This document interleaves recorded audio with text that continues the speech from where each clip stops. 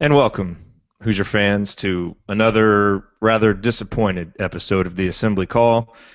As tonight, your Indiana Hoosiers fall to the Northwestern Wildcats for the eighth time in the last 12 games, 72-65. This was about as stark a contrast between two halves of basketball, at least offensively, as you are likely to ever see.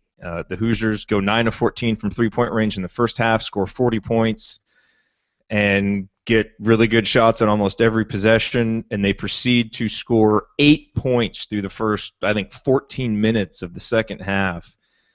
And all en route to this 7-point victory, which the final score, I don't know, it doesn't feel like a 7-point game. Indiana really battled back there at the end to kind of make it seem like they had a chance, although they never got it closer than a 6-point game, I think. Anyway, we're going to be your hosts on tonight's show here as we try and make sense of this really disappointing loss. I'm your host, Jerod Morris. I'll be joined tonight by Andy Bottoms and by Ryan Phillips. If you have questions or comments for the show, you can tweet them to us with the hashtag AssemblyCall, and we will address them. You know, and before I get to the banner moment, I know that I always try and start the show off with a positive, but I got to say I'm really disappointed in what we saw tonight, which I know is a feeling that you all share.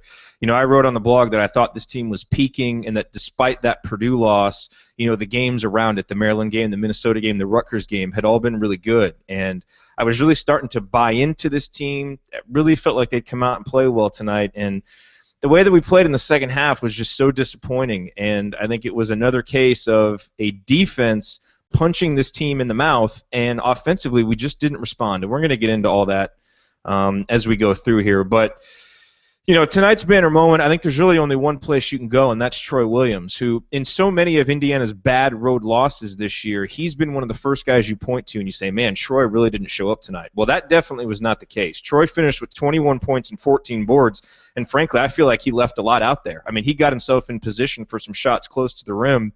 A couple of them he tried to, you know, turn them into SportsCenter top 10 highlights when just getting the ball up on the rim would have done. You know, it could have been a 26, 27-point night for him. And I thought in the first half there was a little lull for Indiana when he really picked it up with his energy. And I thought in the second half, you know, when Indiana got down by 14 and he got their first fast break points of the game and just kept trying to fight. And I think when, you know, Yogi is this team's best player, but Troy is this team's most talented player. And when your most talented player also plays the hardest, which Troy does, that's a good sign. So I think if we're going to take a positive from this, it's that even in, you know, these road losses that are just so disappointing, and when the defense makes it tough, especially in the second half, Troy kept fighting. He doesn't fade in these games anymore. And I think of any good signs that we can take, that's it. We may be hard-pressed to find another positive the rest of the night. So with that said, let me go to my co-host tonight, get their takes. And Andy, we will start with you.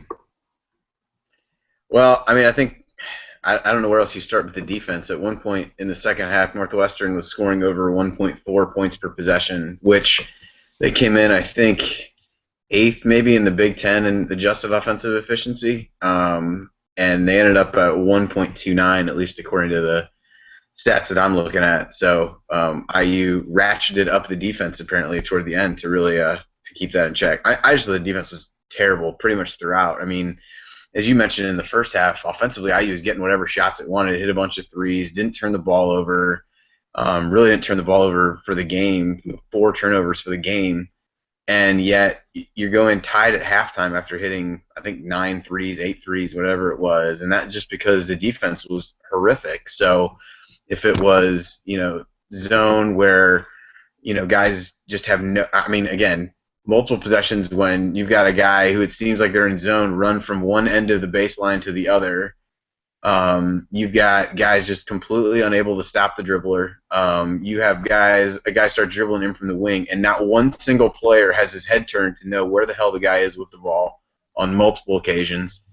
And you saw a little bit of press at the end, and Northwestern they gave away a game against Maryland this year because they pressed them and just coughed up the ball incessantly. And by the time IU started to press, there's 3 minutes left in the game, you're down by 14 points. And they caused a couple turnovers in that scenario, and part of that was because Northwestern wasn't really being very aggressive, and they were just trying to let the clock bleed out. But, I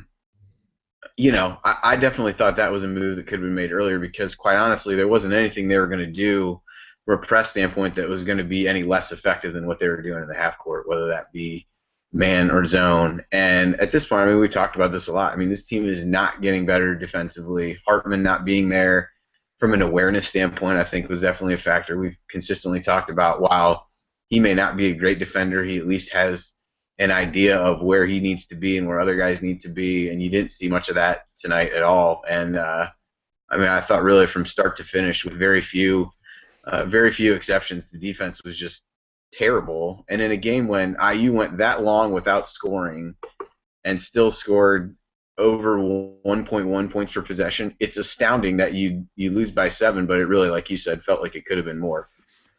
Flip side of that is free throw shooting could have won.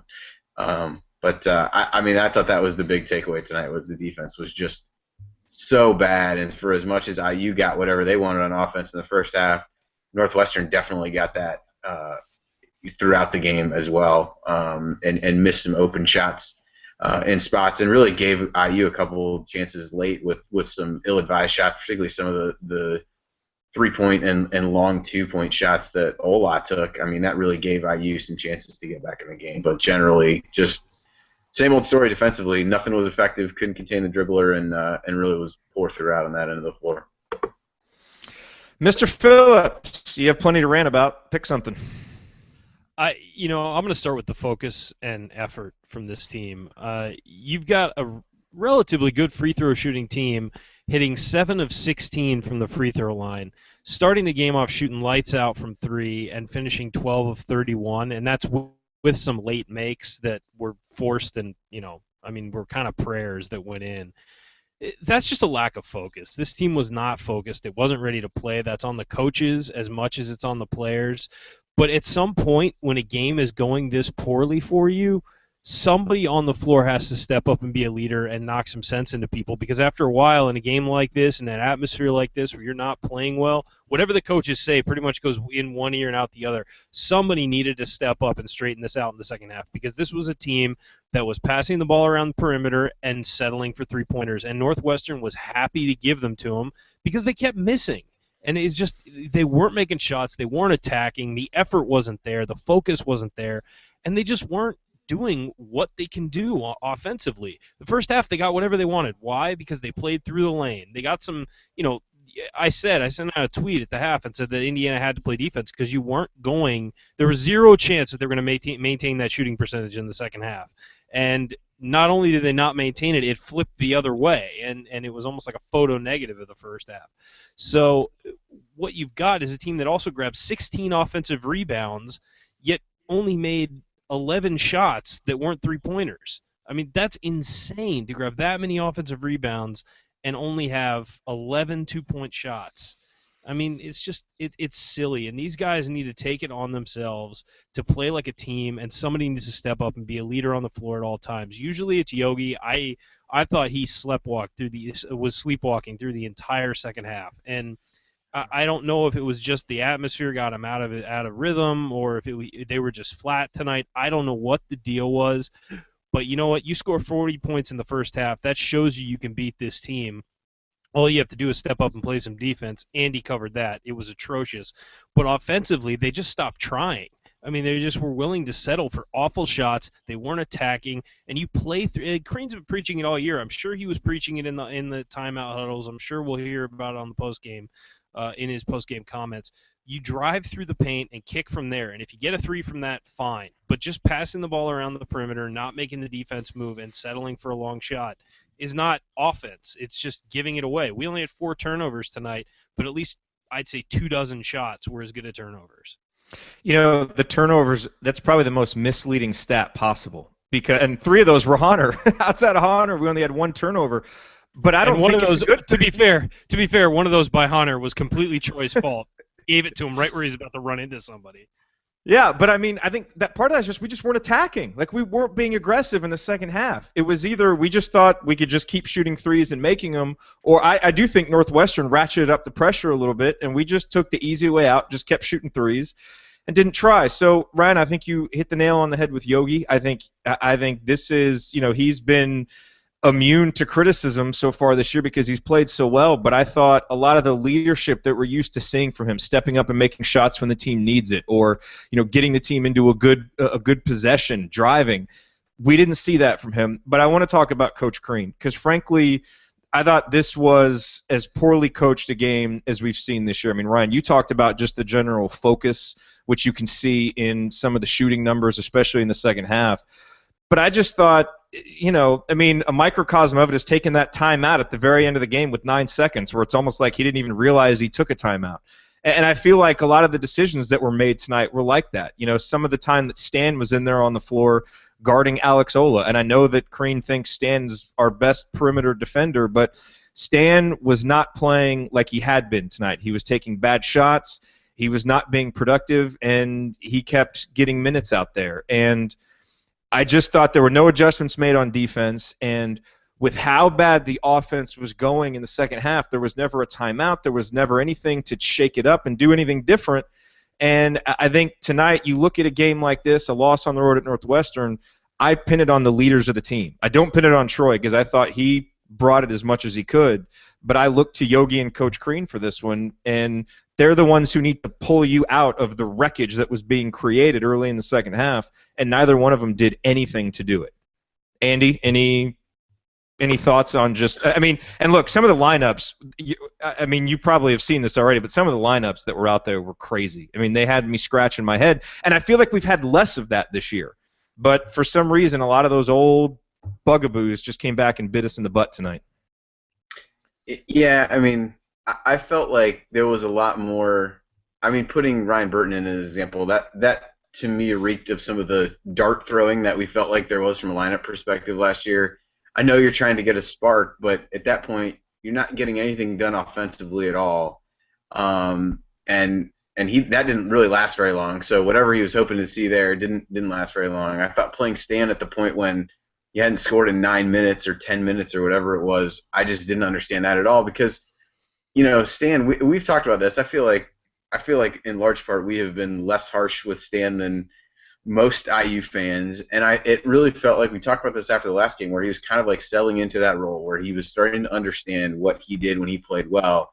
And then tonight, that shot he took in the first half and another shot he took in the second half, and it's just like, and putting him in the position to guard Ola, I know he's done well in that situation, but in the second half, really, I don't think Holt played very much, and I didn't think he played poorly against Ola in the first half, but I don't think we saw very much of him. He had a couple good defensive possessions against him in the first half. I mean, the opposite. I don't know why he didn't play. Sorry, I didn't mean to interrupt, but that was... Yeah. So I thought the timeout thing was just, it was incredible to me that at that point you got 4 timeouts, you can't get anything going. Now, you can argue that nothing good came out of the times that they did take timeouts in general, but I just thought there was a lot of chances. Whatever part of the crowd was the Northwestern crowd had really gotten into it at that point. It was kind of after, Law and Yogi got into it a little bit. I think they hit a 3 right after that. To me, that's like you get down 6 in that situation, just take a timeout, calm everybody down, try to refocus everybody, do something. To wait 8 more points till it gets to 14, well, at that point, what are you going to do? And so, I mentioned the pressing. I thought that was at least something to do differently defensively. The stand on Olaf thing did not work, obviously. The timeout at the end. And IU got in the bonus really early in the second half. They did a great job of coming out. They drew a ton of fouls early. Now, admittedly, I don't know how much anybody wanted him to go to the line, given how they were shooting free throws. But I guess I would take my chances with that than, chucking up the first halfway decent 3 that was out there. And I thought after that first, I think they drew 5 fouls before the under 16 timeout. Maybe it was 4. It was 4 or 5, and they got into the bonus pretty quickly thereafter. And they took hardly any free throws the rest of the half, and they really got away from that even when the shots weren't falling from 2-point range. That it seemed like they totally got out of that, and I don't know if the free throw shooting got in their heads a bit, and it was a concern of getting to the line and missing other shots, but I thought that was another, to Ryan's point, offensively, they completely stopped doing what they were doing. They attacked with a pass in the first half, and they dribbled aimlessly around the perimeter in the second. And I don't put all the offensive stuff on Crean. I'm sure he said that in the huddle, but I definitely thought there were times tonight where, if people want ammunition to question his coaching, I think there was no shortage tonight of that with some of the, the lineups, as you mentioned, with some of the, the timeouts or lack thereof, and, just the general adjustments over the course of the game, which have obviously been a knock on him over the course of time, and I don't think that changed a whole lot tonight. The problem was, in some extent, so I'll come a bit to his defense in this regard, is you want to find 5 players who are playing well. Who in the hell are you putting out there with Troy? Because I think it would be pretty hard to identify those guys tonight. And Zysloff played really well in the first half, found himself open shots, but he wasn't getting shots off the catch in the second half, so that was an issue. And he certainly exaggerates the team's defensive issues, so I know that's a factor. But I will say it was tough to find lineups of guys that were playing well at this point. So at a certain point, there are only so many buttons you can push. But I definitely thought this was maybe the worst coaching job from his standpoint over the course of the season. I'm sure that rings of hyperbole given the where we are in the proximity to the game, but it certainly felt that way. Seems pretty reasonable. By the way, if you're into masochism, go to assemblycall.com/subscribe and get on the email list, because you'll enjoy tomorrow's email, I'm sure, from Andy. Ryan, do you want to discuss Colin Hartman a little bit further, and maybe his absence was a bigger deal than we thought? What we've seen all year is Colin Hartman, when he comes in, is typically a steadying presence. He'll confidently shoot a three. He'll be in the right place. Even though he's not super athletic, he'll be in the right place on defense. He's one of the guys who's willing to move the ball and not look for his own shot, but move the ball to other people. And I think with a lot of those substitutions, Crean was just trying to find somebody to fill that role tonight. You had Max Hotzel came in and didn't really do anything, but I think maybe he's thinking, okay, here's your chance to do something, kid. And he just kind of he fell in with what everybody else was doing. When Ryan Burton came in, I was convinced that's what Crean was doing. He's trying to get somebody who's going to have all-out effort and try and provide a spark. And he had already tried Holt. He'd already tried Robinson. He'd already tried, everybody. Zysloff wasn't doing anything in the second half. I mean, that looks like, well, why are you putting a walk-on in that situation? As Andy said, everybody else was playing like garbage, and Burton's played this year. So, and he's played well at points earlier in the season. He actually had some good minutes. So, hell, just go, do something. And he didn't really do anything, but I thought that just the entire team just looked like it was running through mud, and I think that he was just throwing guys out there together to see maybe somebody gets a spark going. One thing we've seen is that Robinson and Troy seem to play pretty well together. They'll run a two-man game sometimes along the baseline, and maybe that's what he was trying to do with Stan, was to get, throw one alley-oop and hopefully Troy dunks it, and that'll get everybody pumped up and going.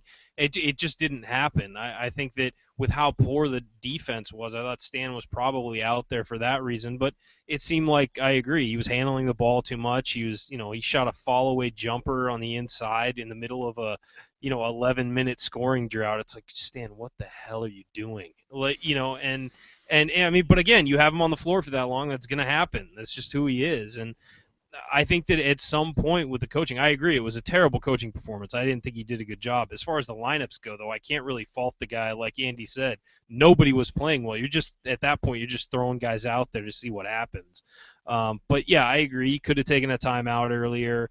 Could have, obviously, any adjustments they made weren't getting put on the floor. And several times you felt like, he told them to run a play and guys just weren't doing it. I mean, he told them to – I could see him extolling them to drive on the sideline, and they just weren't doing that, and that falls on both him and them. I mean, if a guy doesn't do what you're telling him to do, pull him the hell out of the game. I don't care if it's Yogi or if it's Troy or whoever. Pull him out of the game, put somebody else in. If the other guy doesn't do it, then you cycle through all of your players. Put Jeremiah April in. I don't give a shit. Just get somebody Turn around in jump there. shot, baby. Just get somebody in there that will do what you're telling them to do. And the whole team was flat tonight. The whole team looked like garbage. They came out of the second half like they were running in molasses, and it never let up. I mean, there was about a 1-minute stretch towards the end where all of a sudden they made a few plays and got it under 10. But, I mean, that's way too late to start trying to come back.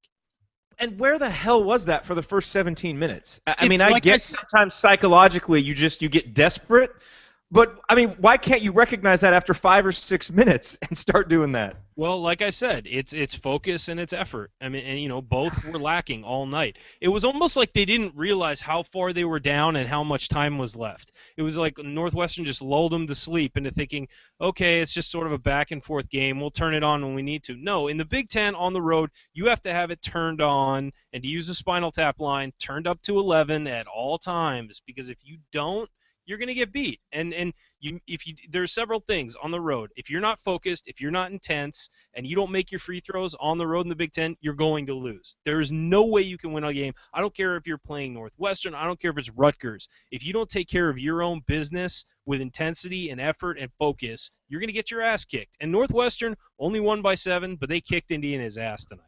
Yeah, they did. And, Indiana played like a team that's been reading their assembly call press clippings. Don't read the assembly call blog, Hoosiers, after a win, because it's just going to pump you up unnecessarily.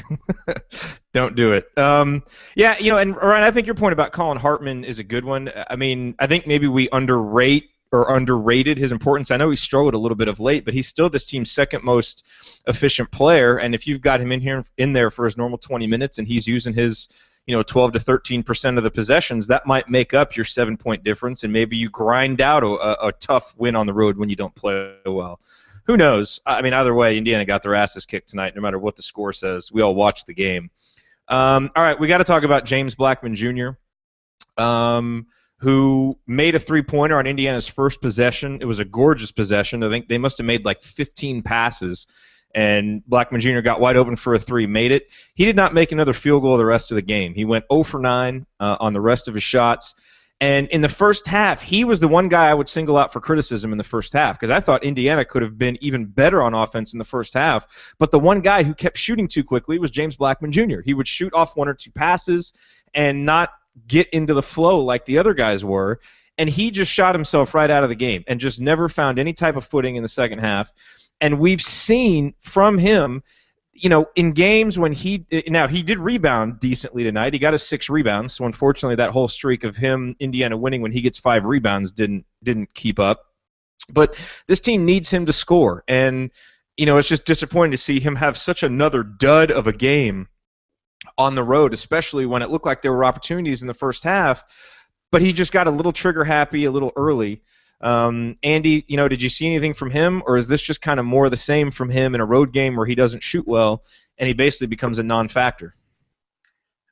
I mean, I thought the same thing you did. I thought if anybody had 4 shots in the first half, it was him. And I think there was a play where he got a rebound, or IU got an offensive rebound and kicked it right back out to him. He took a really quick shot, missed a 3. There was another one where he was falling toward the baseline when he took it early in the game that I know you tweeted something out about. Just definitely, it was one of those where it didn't seem like that first possession was ball movement. There was very little dribbling. It was all passing, and he gets a great open shot and made it. And then it just seemed like he took almost all his shots off the dribble. There were very few that I feel like he ended up taking off the catch, like that first one. And it's not that he can't make those shots, but it just, he definitely seemed kind of out of the flow. And I think I would be curious to know how many shots he took in the first half versus the second, because I don't feel like he took hardly any shots at all in the second half. He got to the free throw line, I think, pretty early in the second half and went 1 for 2 from there. And I don't really remember a lot of shots for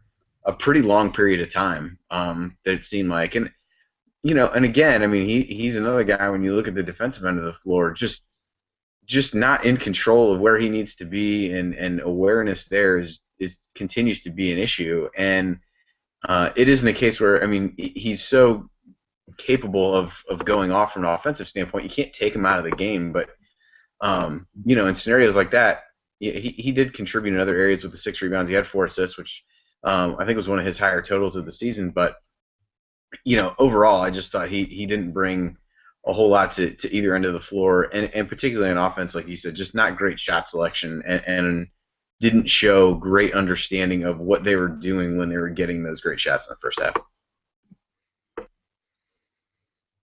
Yeah, I think that on his shot, Blackman was clearly not following through tonight. He was just kind of putting them up, just sort of launching and not stepping into his shot and falling through. You could see it. I mean, if anybody watches the replay of this game, and God, I hope you don't, his wrist isn't following, his hand's not following all the way through. He's just kind of spotting it up there and letting it go instead of following all the way through and breaking his wrist at the end of his shot. And it was just he kept doing the same thing over and over and over again, and grabbing the ball when it came to him. And if you hesitate on your shot sometimes, and Robert Johnson did this a few times tonight, if you hesitate on your shot on the way up, it goes from your fingertips to resting on your palm, and then you're basically palming the ball, and you shoot a flat shot that's not going to go in unless you're very lucky. And I thought both of them did that.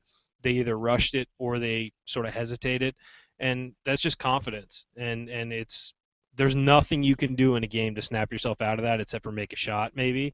And they both looked just really shot as far as confidence goes. And when you have that confidence going, then you feel comfortable driving the ball and trying to take it right at the teeth of the defense because you feel like you can do anything. Tonight, their shots weren't on, and it ruined their games. And when we should be working the other way, where you score from inside first, and that gives you the confidence to hit the outside shot. It's been with them for most of the season. If they hit their first outside shot, maybe they'll start driving. And that didn't happen tonight. And I thought both James and Robert Johnson were off. And at times, James was hurting the team far more than he was helping on offense. And then, of course, on defense with we've discussed his troubles extensively. I don't think we really need to go into that anymore. No. Let's look at a few questions that we're getting here. Our buddy JHub336 simply asks, why? I don't even know what that's in reference to. Not really sure it matters. My response it's a good every question somebody's asked me tonight about, how does this team not show up on the road? How does this happen? My only response is it's Indiana. It's Indiana. That's it. That's my response. Yes. Let's see. This one, why start playing defense with 2 minutes to go? We covered. So here's a good one. This is an interesting one. Why does Crane leave RBJ in when he shot terrible all night? Robert Johnson. And there's a couple reasons. Number one, I thought Robert Johnson played terrific in the first half, and not just shooting. He was facilitating, getting assists. Now, he didn't do as much of that in the second half. But he was the one guy that, when you watch defense, he was trying out there. He chased Vic Law a couple possessions and at least made it hard for him. And, Robert, to me, is the one guy that I seem to notice on defense playing hard and trying to do the right things. Yogi sometimes too, of course, but, now he's not perfect and he makes mistakes of inexperience and gets out of position, but he tries. And I think that's why he plays. And Tom Crean even mentioned this in a either on his show or in a press conference a couple games ago, that even when Robert's not shooting well, he's going to play because of what he does on the defensive end of the court. I mean, I shudder to think how bad our defense would be without him in there, because he does try. Andy, do you want to attack that question at all? I mean, Robert Johnson's the one guy that I don't judge how he played based on how he shoots. Now, I wish his shot selection would have been a little bit better tonight. Maybe don't keep firing him up in the second half, and I wish he had done more of what he did against Rutgers, which was drive and be tough and get the ball into the lane, but he didn't. But I don't have any problem with him being out there. No, I tend to agree. I think defensively he's one of the guys that you really have a good handle on how good he is. But, I mean, you think coming into the game tonight, he had shot 102 three-pointers. He shot 10 tonight. So, I mean, 10% of the season total that he had accumulated over 28 games, he shot that tonight. And that's just, for him to shoot 10 threes and 2 two-point shots is not a good mix for him, because he's at his best when he's being aggressive and trying to get to the basket and using his strength. And the 1 2-point shot that he did make was that layup that he got off the steal, late in the game. So I definitely just thought tonight was a case of there were some of the threes that he took that were open and you don't really mind, but there were others that I felt, like Ryan said, that he kind of rushed when he got open. But I do think on a team that has so many issues defensively, he's one of the guys on the team that can really put pressure on the ball on the perimeter. And really over the past few weeks, feels like he's acquitted himself pretty well as a defender. So I don't necessarily have an issue with it, if for no other reason that I'm not really sure what the alternative is. Stan, as we talked about, didn't really seem to have it together tonight. If you put him in that spot, and then really outside of that, I don't really know what direction you would go. So I think he gives you enough defensively and brings enough other intangibles to the table that he still can be effective even if he's not making shots. The issue was more that tonight I thought, as you said, his shot selection was not a mix of shots that he's going to be most successful with. I got to say, I was just thinking that he shouldn't be shooting as many threes because I feel like he hasn't shot as well this year. But he's shooting 42% from downtown, and he's actually shooting better than James Blackman Jr. coming into the game, who was shooting 40%. Yeah, I noticed that too when I looked up how many he had shot on the year. So I mean, yeah, and again, it's not that he can't make them, and I think he made a couple in the first effort where he was open and got good shots. I thought some of the ones in the second half were a case of it felt like the offense at times was as soon as you get a decent look at a three, just jack it up. And I thought he was prone to that definitely. There were a few of his that were pretty quick trigger situations. Ryan, any thoughts on RJ before we move on?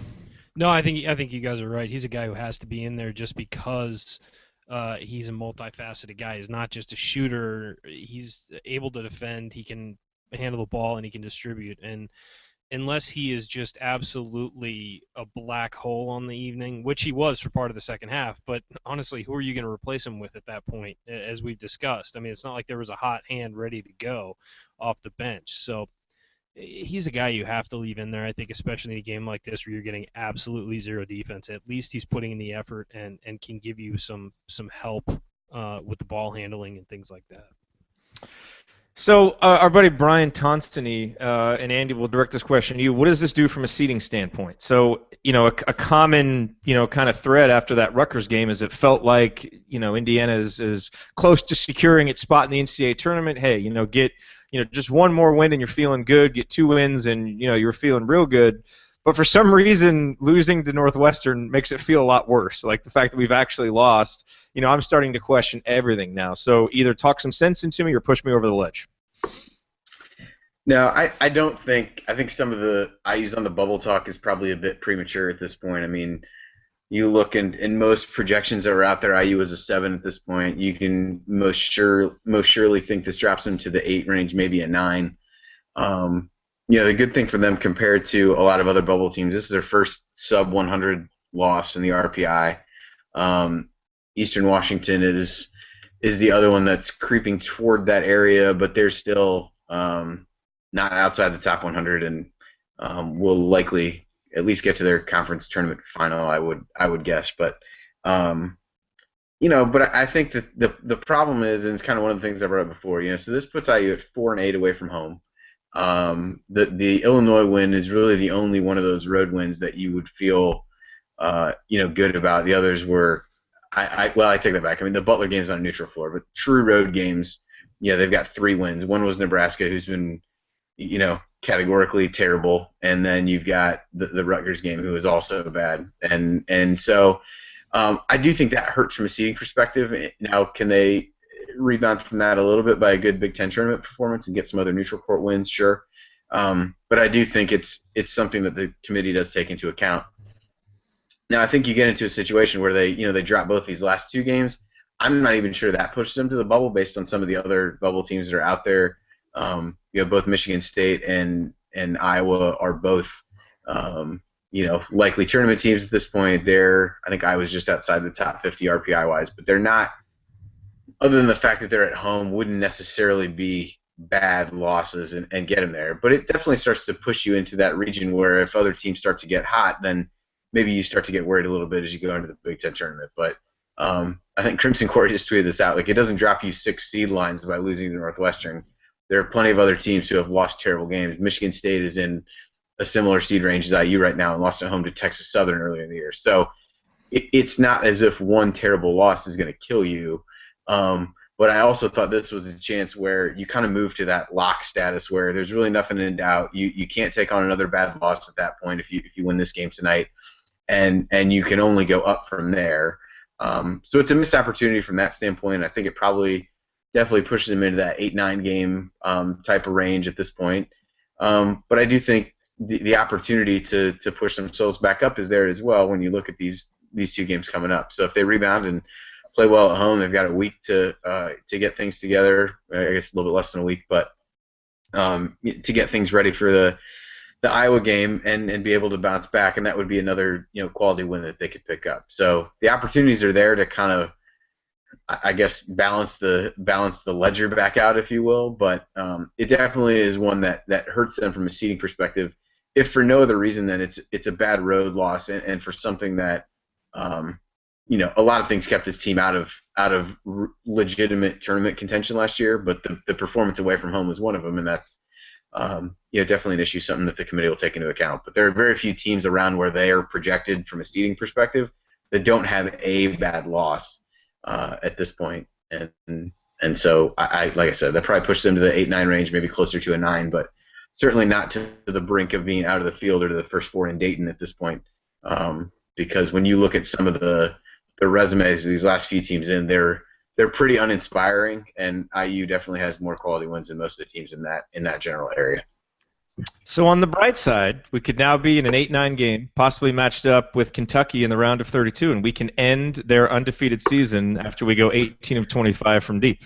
Just putting a positive spin on it. I do not understand how that is the bright side, but you're the positivity guy on this, so I'm just going to follow your lead and say that is a bright side, but I'm not seeing it. Ryan? Yeah, I think that somebody mentioned this tonight. They said, and I completely agreed with it after thinking about it for a second, IU is the kind of team that a low seed really wants to face, but in the next game the high seed really doesn't want to face, because if they get hot from 3, they can beat anybody. And that is so true. This is the exact kind of team that could easily lose to a 13 or 14 seed.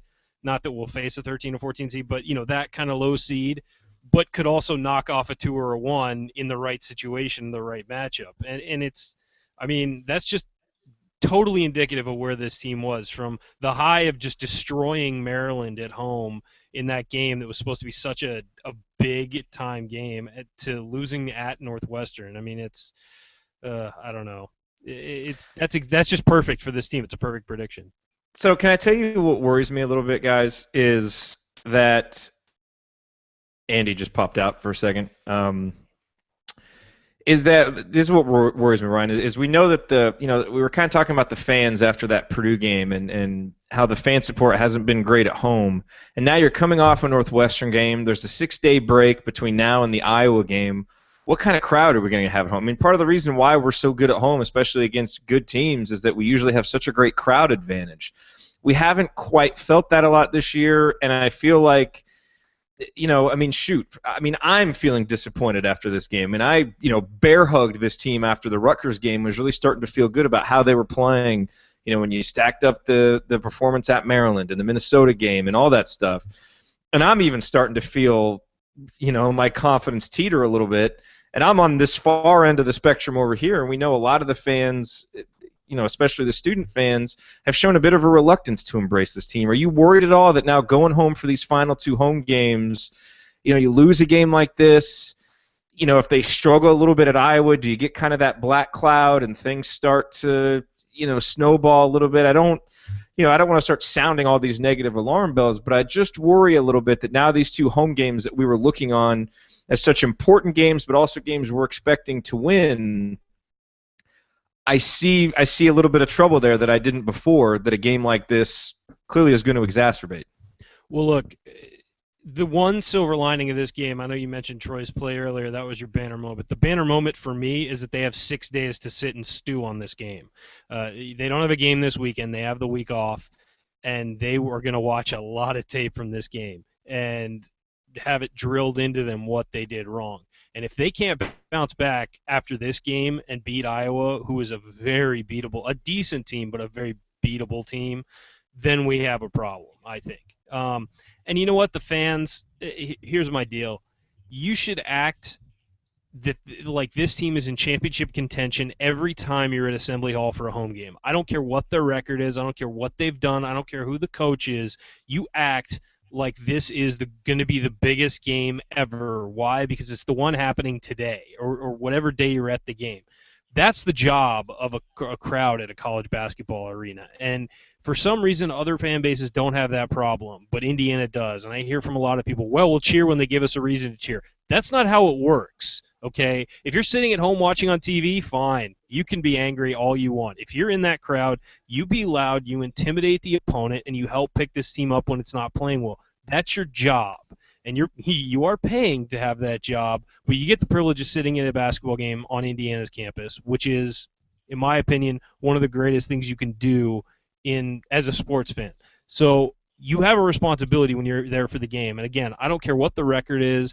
I don't care what the score of the game is. I don't care how they're playing. You act the same way the entire time, and you cheer those guys on, and you be loud, and you intimidate the opponent, because that's what Indiana crowds are supposed to do. I agree with you. I think that's how it should be. I just worry about how it's actually going to be. So I don't know. Andy, where do we go from here? Let's look ahead to the Iowa game, I guess. I mean, I don't know. Have we said everything about this game? I don't want to sit here and belabor it because it's a really, I mean, what? Let me just wrap it up for this game. Here's everything you need to know about this game. It sucked and it's over, and we better bounce back from it. That's all that you need to say. It was awful. There were so many mistakes. These guys played like garbage. I'm sure they know it. If they don't know it, they're going to hear about it, and they're going to read about it, and they're going to realize it very quickly. And it's over, and they have to put it in the past. They have to remember it, but not dwell on it. Let it bug you for a few days that you played like garbage, then come out and beat the doors off Iowa, and everything will be back to normal. I like that thought. Andy, so let's talk about Iowa real quick.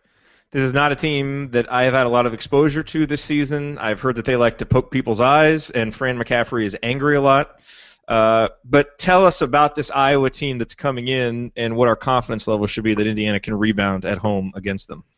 It sounds like you're pretty much up to speed, so you're in good shape. I think you're going to be fine.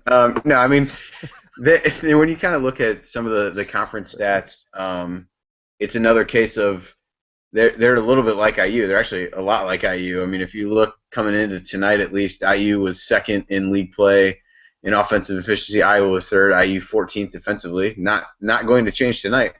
And Iowa was 12th. So in some ways, images of one another in that regard. Iowa would like to get out and run a bit. They do have Woodbury, the aforementioned eye poker in the post, who's a big guy, but Aaron White, I think, is a guy. Him and Troy Williams is going to be a really good matchup. They remind me a decent amount of one another, and kind of slashers a bit more than shooters outside. It's a game Iowa they've played better these last couple games, but they've tended to struggle away from home. They won at Michigan pretty handily, but they've lost at Wisconsin, at Purdue. Eked out a win against Minnesota. Actually didn't win against Ohio State, so perhaps my impression of them recently is not true. They lost at Northwestern though. Obviously, no shame in that. Certainly, as we learned tonight, they were down pretty good, came back, pressed a bit at the end, tied that up, and then ended up losing in overtime. So, they I think are a team who's been a little bit up and down, where they've had some really good wins. They swept Ohio State. They won at North Carolina. And then there have been other times when they've really looked pretty bad, losing to Minnesota at home and on the road to Northwestern, and even in some of the other games that they've won by close margins. So I think it's a good challenge for IU. I think it's not necessarily a team who relies a lot on dumping the ball into the post, which is hopefully a good thing for IU, but definitely a team with some size that if they wanted to take that approach. They're shooting just over 50% from 2-point range in Big Ten play, and they play a number of guys who have some good size. So if they want to pound it inside, they're certainly a team that has a size to do that. That isn't necessarily what they like to do in terms of a ton of post-up situations, but I think it should be a close game, as I think Pomeroy predicts, and I know they're playing Illinois right now. I'm not sure what the score is, but they beat Rutgers pretty handily, beat Nebraska by a wide margin their last game. They play Illinois today. Then they go to Penn State over the weekend, and then turn around and come to IU on Tuesday. So they've got another game and a half between now and then. But are a team that really, since that Northwestern loss, has responded really well, because they were looking pretty good. They'd beaten Maryland. They lost to Minnesota and Northwestern back-to-back, and then they kind of bounced back after that. So they've been a bit of a roller coaster as well. over the course of the season, but I think will be definitely a difficult matchup for IU based on some of the personnel that they have. Yeah, their stat profile is similar to IU's, although it's perhaps a little misleading to cite the defensive numbers. I know they're, what would you say, 11th or 12th in the Big Ten, but they're 71st in the nation, whereas Indiana's 233rd. So there's a wide gap between IU, and I think Northwestern actually coming into tonight was 13th in defensive efficiency. IU had actually kind of closed the gap. They were pretty close on them when I was looking at Pomeroy, that they were at least close to them in league play. Obviously that will change after tonight, but they were at least creeping in, because IU is at 110.0, Northwestern coming in tonight 109.5. So that gap gets bigger, and the gap between them and Iowa was fairly large as well. So they're just rankings. It's not necessarily relative to where they are with one another in terms of the distance between. You know, for those of you who are still with us, I appreciate it, and I really should be making you feel good, not worse. But here's a stat. Steve Berkowitz tweeted this out. Northwestern has now won 8 of the last 12 games against Indiana during the 1970s, 80s, and 90s. The Wildcats totaled 4 wins versus IU. So that has clearly reversed itself. Okay, before we get to final thoughts, let me just toss this out there. Is this the worst defensive team ever at IU? I mean, and I know we probably can't say that absolutely without looking through the stats. I can't remember a team that just seemed this hopeless on defense, game in, game out. Are there any that even come close to mind as a comparison? Are we including Tom Crean's first 3 years, or no? Those get wiped out just because the talent was down. Yeah, they didn't seem as bad, I guess. I mean, I know the numbers they were, but his first year might be the worst team I've ever seen at that's true. Level. But let's give that a caveat, because they had no talent. So it was, they just didn't have any depth or anything. No, I'd say this is the worst since I've been watching Indiana, and I think the combination of a couple guys who aren't great at guarding the dribble, plus for a lot of it not having a reliable rim protector and things like that. I mean, Indiana, even when they don't have a great big man, seems to always have somebody who can at least play defense back there to some degree. But this is a combination. I mean, even when Honnor's in there, he's not a true center or anything, and he gets out of position enough that teams can exploit him. So I think that this is the worst I've seen. And I also think that part of it is exacerbated by how fast they want to play on offense. So you're getting guys who aren't hunkered down in half-court situations that much, and when they are, they're not that great at it anyway. So it's a combination of factors, but I would say this is the worst defense I've seen him play. Yes, statistically, at least if you look back, at least since Pomeroy's got stats from 2002 to now, they're definitely the worst of that era, and they're even, they're a good 2.5, 2.5, well, 2.8 and 2.7 worse than the first 2 years of the Crean era. The second year of his tenure was actually a bit worse than the first from a adjusted defensive perspective. So, if you factor in everything that there was about those teams where you kind of feel like you need to give them a pass because of the talent level, this team is a decent amount worse than even those teams were, which is pretty startling given the stark contrast in talent from those teams to this one. Yeah, and what I would say about those first 2 teams is, there were teams that gave up at halftime against us and were playing their, freshmen and deep bench guys by 10 minutes left in the game. So what I will say about those teams is, you have to give them a pass. I don't know how you can't, So this definitely qualifies as the worst in my opinion, statistically or otherwise. I mean, it's absurd. Here's another thought that I had. We're going to get to final thoughts after this. Here's another thought that I had, and I haven't fleshed this out, so you guys may, talk some sense into me and say it's wrong. But we talk a lot about how Tom Crean players improve, and this player development at IU. But do players really improve defensively, or have the good defensive players that we've had come in as guys who play pretty good defense already? Like Victor, for example. I know his skill improved some, but he came in and had a defensive mentality from the beginning. And I think that carried him through. The one guy that I thought of who I felt got somewhat better on defense as his career went on was Christian Watford, because I think there were some games when Crean would have him guard point guards and gave him some more responsibility that he responded to. But outside of that, again, the player development is great, and even Troy, who has gotten a lot better offensively. I was reading his player profile on the NBA draft stuff, and it said terrific defender in the positives. And I was like, I love Troy, but I don't think you watched his play, because Troy tries, he just doesn't really know what he's doing. So I just want to throw that out there for either one. I mean, do IU players improve defensively under Crean, or is all this improvement that we talk about for the most part offense, and either a guy comes in with a defensive mentality and is decent? I don't know. What do you think of that? Any thoughts come to mind?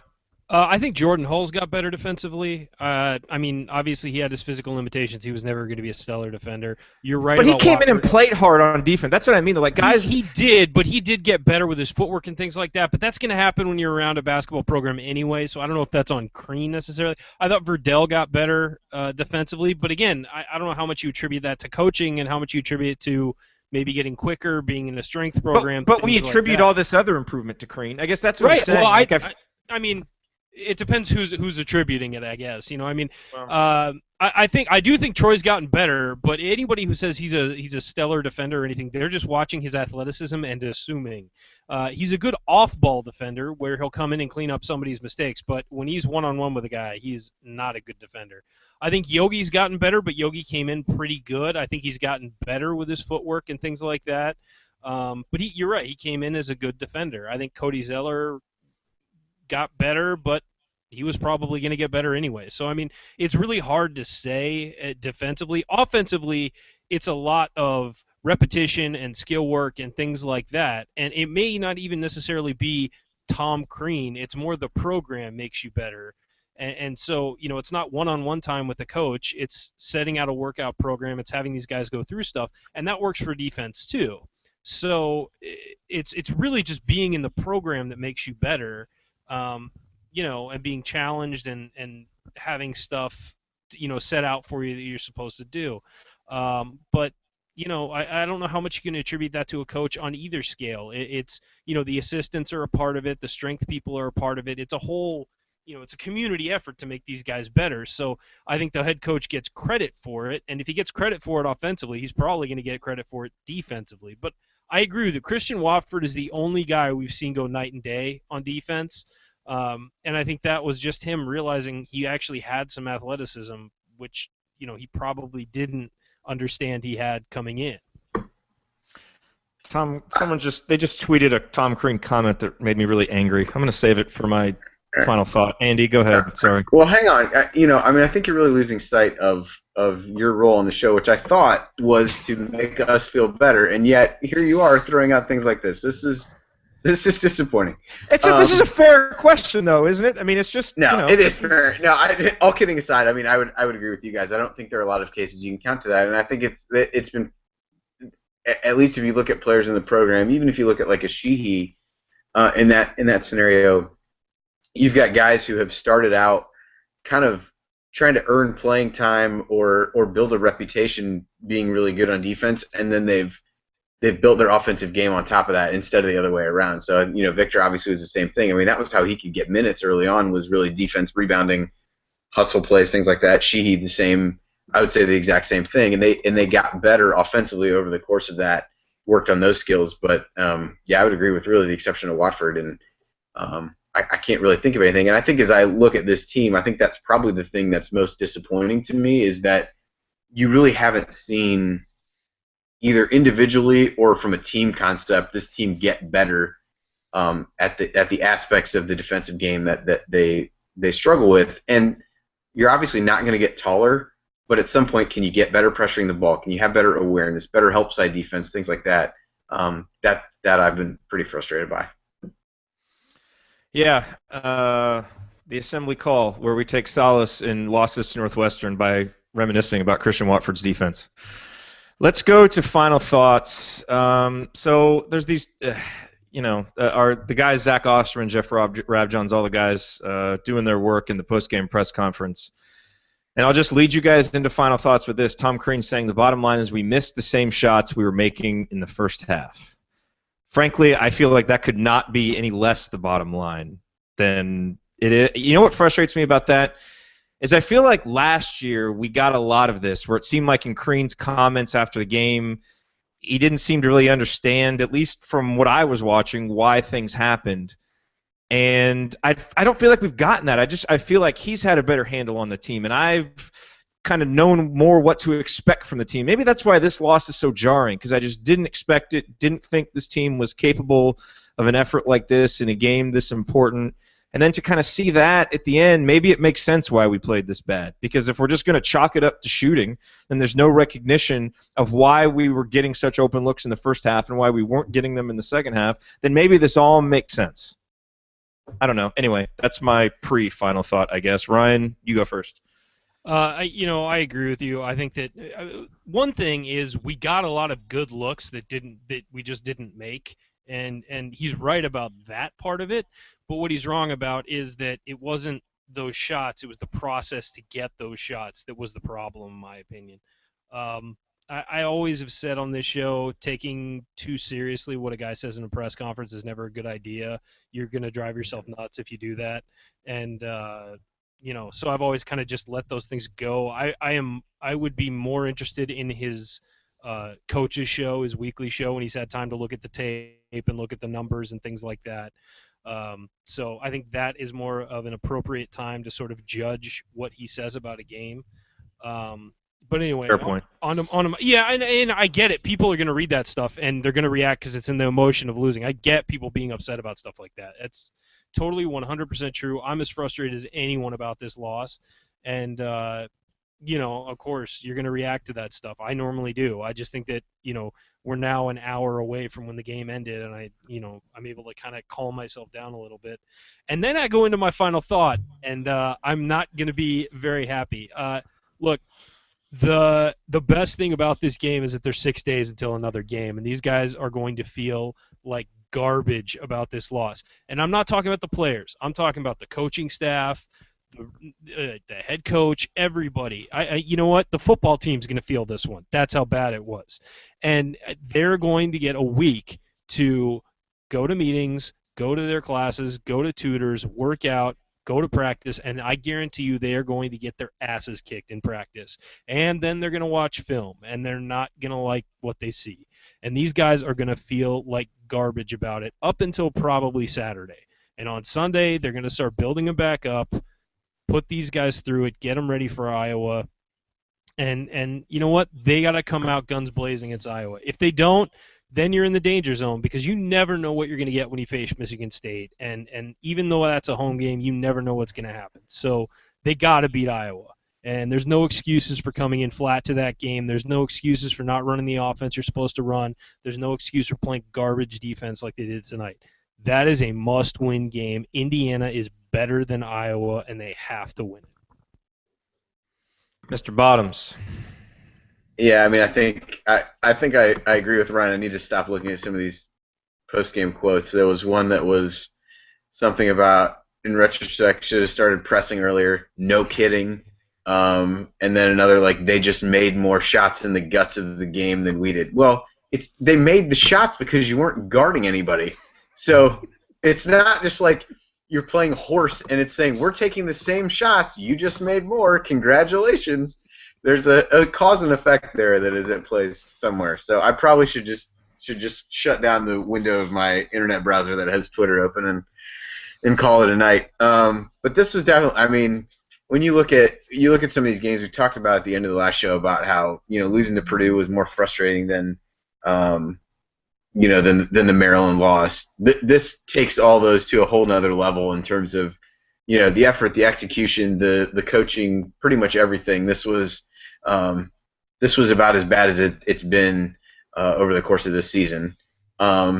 So one could take the positive approach and say, well, you made it to the end of February before you said this was that you waited to hit your rock bottom, I guess. But this was about as bad as this team has looked on both ends of the floor over the course of the season. And I think the thing that you worry about a little bit, and I don't remember who I saw tweet this out toward the end of the game, is the 6 days are good because his team just looks gassed. And we've talked about this before, that really down the stretch these last couple of years, the team has really struggled and kind of faded. And I know Crean talked about that with the the team that was the 1 seed and how hard they had played and tried, and they just kind of ran out of steam as they got into the tournament. You could take one game and worry that, is that going to happen again? Did we reach that point? I don't know that I'm ready to say that yet, but I think it's a fair concern as you look on these last few games, because you pretty much tonight played yourself out of a chance at the double bye in the Big Ten tournament. Now, not pretty much, you did. So now, if you want to win that, you're playing 4 games in 4 days. I don't think that's something that, a team that might already be weary at that point is likely an ideal scenario. So, I do think that's a potential watch out as you look forward. But overall, I think, they got to try to put this game behind them, and I think they're going to have, as Ryan said, 6 days to stew on it and hopefully be able to do that and bounce back. I think this is a team that we've talked about over the course of the year has been pretty resilient, and this may be the greatest test of that resilience to this point. As we look at where they've been. The good news is, though, that the alternating wins and losses has continued, so Iowa may as well not even show up, because clearly this is a team due for a win.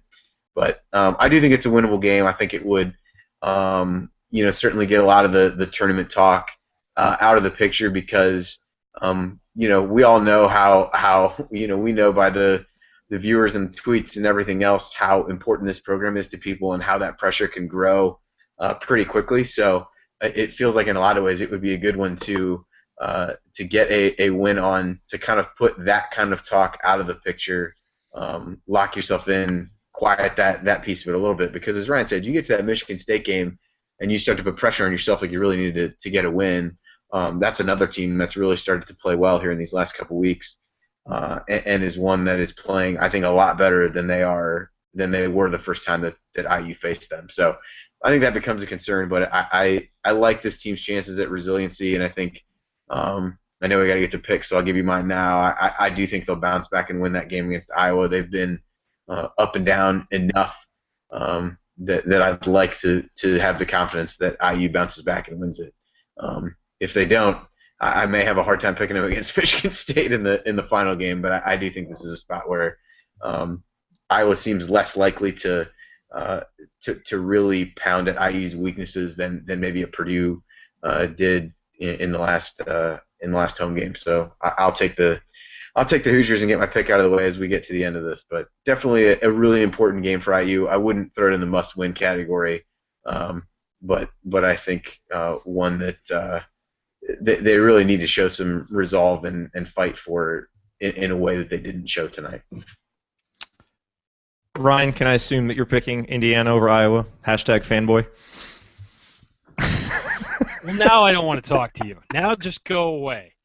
No, I would pick Indiana over Iowa, and I feel apprehensive about doing it because I picked them over Northwestern, but yeah, I will pick them over Iowa.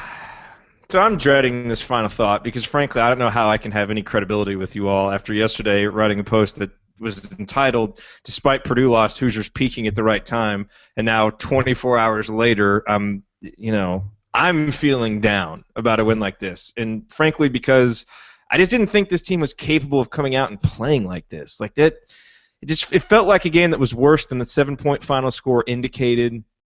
I just, I don't know. That's because it was. Thank you. Okay, good. And I don't know. It just seems like a lot of the things that made me feel so bad at the end of last year, are just creeped up all in this 140-minute time span. And so I'm hoping the one thing Tom Crean said in his post-game press conference as we're watching the tweets is it's one game, we'll move on, we'll learn from it. And so the only silver lining I'm going to give you for tonight is that we've got a game in 6 days against a good team but a very beatable team, and we can, wash the nasty taste of this out of our mouths and get an important win that should solidly put us in the NCAA tournament. So, if you're going to that game, cheer loud, cheer hard before the team does anything. All right? Start that atmosphere out going crazy because this team might need a little bit of a lift. And then, hopefully we get that victory. But, man, there's no way to sugarcoat this game tonight. This was a bad performance all around. I think, again, you single out Troy Williams for some praise, and really outside of that, this was just a really bad performance at a bad time that I thought this team was past. But Apparently they're not, and now let's see what they can do over these final 2 games. It's everything. All the goals from the preseason are still right there, making the tournament, all those things. And like Ryan said, this is still a team that is weirdly. You have this. You can still kind of talk yourself into them making a weird run in both the Big Ten tournament and the NCAA tournament just because of the firepower. But defense has got to get better at some point, and it hasn't. And anyway, I'm just talking myself in circles. Really bad loss. This team needs to rebound in 6 days and play better. That is the bottom line. So anyway, thank you all very much for watching. Much appreciated. Go to assemblycall.com/subscribe and get on the email list. We will have a new email out for you tomorrow. And other than that, we'll talk to you in 6 days after Indiana, Iowa. Have a good night, everybody.